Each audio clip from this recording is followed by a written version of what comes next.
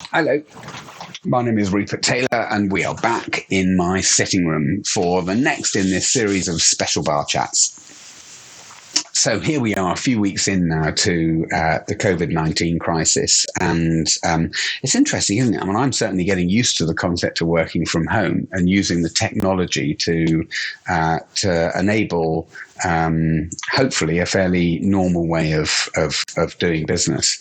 But we've been thrown into so much complexity around this situation, which has hit us like a train down the tracks. It's just come straight at us from nowhere, and all of a sudden, globally, we've got business continuity plans being not just tested, but we're now living them. We're actually living these BCP plans, and there are silver linings. There are things that are coming out of this that are good, that I think we can take into our working lives moving forwards. And PMOs, I think, need to use this partly as an opportunity to rethink the way that we operate, the way that we deliver value to the business. We spend too much time, in my opinion, in our PMOs creating and focusing on the mechanics of the things we use, the tools and the templates that we use within the PMO. And we don't spend enough time really concentrating on what are the valuable outcomes that we have to help drive for the business through the PMO. And it's very easy to get them mixed up. And never more than right now do we have a need to deliver valuable outcomes. We have huge decisions that need to be taken extremely quickly, irrespective of any tools, templates, or anything else. How do you, within 24 hours, reprioritize and rescope the whole of the portfolio? You certainly don't have time to do detailed impact assessments, and you just don't have time. So you have to simplify the whole thing back to really basic, straightforward criteria. But what you can do, and this is really where I wanted to go today, is you can do certain things really well and step up. And there are things that you need to do, I think, at a time like this really well. And one of them is around the whole way that you communicate and lead the PMO. So if you are a PMO leader, now more than any time, you need to be really visible.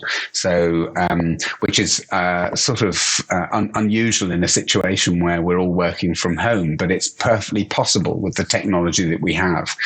But the team around you, your PMO team, need you. They will need a lot of guidance and steering, and they, apart from anything else, need to know that someone is in control. Someone's taking that leadership position and driving us forwards in the right way for the business.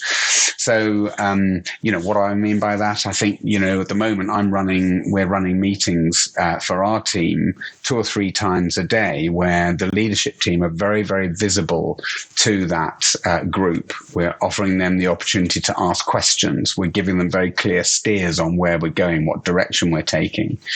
And 2 or 3 30-minute calls a day on Teams or Zoom is great. It's great. It's perfectly good. They just need that contact, and we have the technology to be able to do that.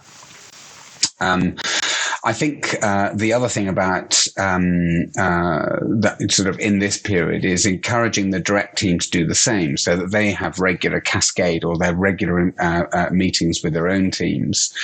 And here's a sort of classic one: don't make life more difficult than it needs to be.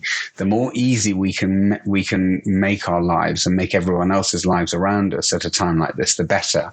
And one of the key ones for me is not having multiple places to access information, because at a time like this, people desperately want to access information. They want information on programs. They want information on risks.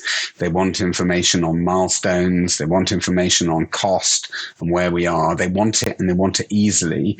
And you need to give it to them in a format that's easy. And base one is having a central repository where all of that sits, that's really easily accessible. So for us, that means a repository like this, where essentially you've got everything available that you need. And if I want to look at where things are in the life cycle, where activities, projects, programs, agile activities, whatever, are in the life cycle. I sort of want to be able to do that, and I've got to be able to do it through one central place. So there is one version of the truth, to coin a rather cheesy phrase, but it's kind of essential at a time like this. One place where I can see all of the progress and where we are, so that those decisions can be taken, and we can communicate really clearly, and we can still run effective governance meetings because we're not scrabbling around trying to find PowerPoint slides or whatever.